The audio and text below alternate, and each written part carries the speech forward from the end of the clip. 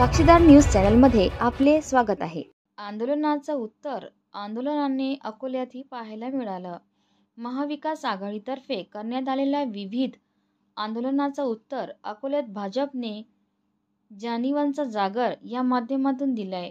अकोल्यातील धिंग्रा चौकात महाविकास आघाडीतर्फे काळ्या फीत लावून काळे झेंडे दाखवून आंदोलन करण्यात आले।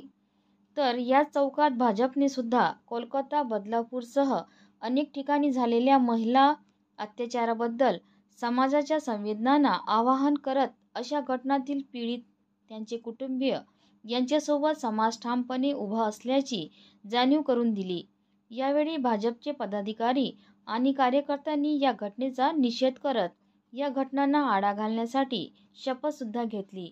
भाजपचे प्रदेश सरचिटणीस रणधीर सावरकर, खासदार अनुप धोत्रे आणि जिल्ह्यातील सर्व आमदारांच्या उपस्थितीत हे आंदोलन पुकारण्यात आला होता।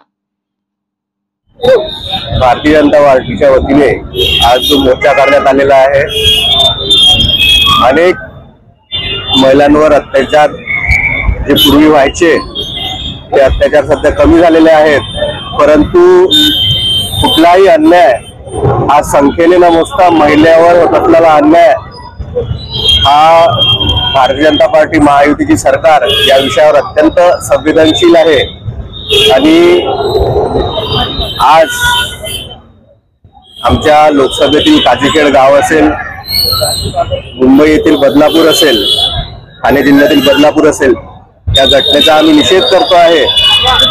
जिथे जिथे महिलांवर अन्याय होता तिथे महिला स्वतःहून पुढे येऊन समाज त्या विषयासाठी अत्यंत संवेदनशील असून या विषयाला, यामधील गुन्हेगारांना आणि या विषयाचं राजकारण करणाऱ्या लोकांना समाज कुठेही माफ करणार नाही। जिथे जिथे महिलांवर अन्याय झालेला आहे आणि जिथे आमच्या लाडल्या बहिणी आहेत, लाडल्या बहिणींचा विकासाचा मुद्दा असेल, त्यांच्या शिक्षणाचा मुद्दा असेल, त्याकरिता सरकार त्यांच्या पाठीशी आहे आणि त्यांचं समर्थन दाखवण्यासाठी आज भारतीय जनता पार्टी अकोला जिल्ह्यातील सगळे लोक इथे निषेध मोर्चा म्हणून या मोर्चामध्ये सामील झाले। आमदार तुमचं अभिनंदन करत जे आंदोलन केलं, निषेध आंदोलन, त्यासाठी तुमचं अभिनंदन केलं।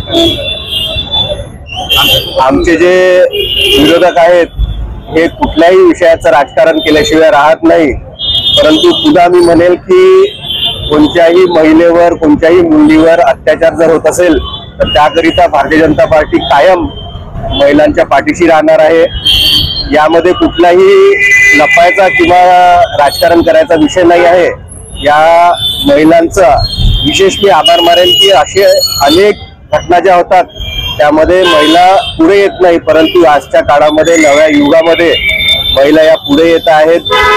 त्यांच्यावर झालेला अत्याचार इतर कोणावर होऊ नये म्हणून त्यांचे परिवारातील सदस्यांचंही हे म्हणणं आहे की आम्ही या विषयाला कुठेतरी एक फाटा दिलेला आहे की हा अत्याचार, आमच्यावर जो अन्याय झाला हा अन्याय इतर महिलांवर झाला नाही पाहिजे, त्या दृष्टिकोनातून ह्या सगळे पुढे येत आहेत।